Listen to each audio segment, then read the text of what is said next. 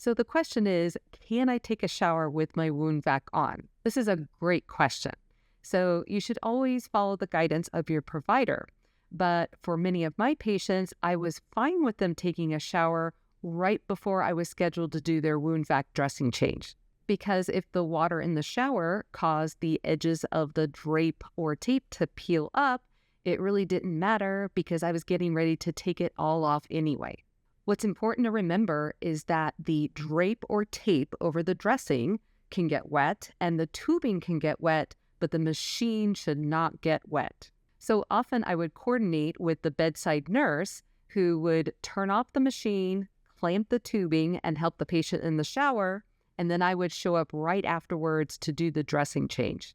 But this all needs to be coordinated perfectly. So this may not be possible in every facility or for every situation.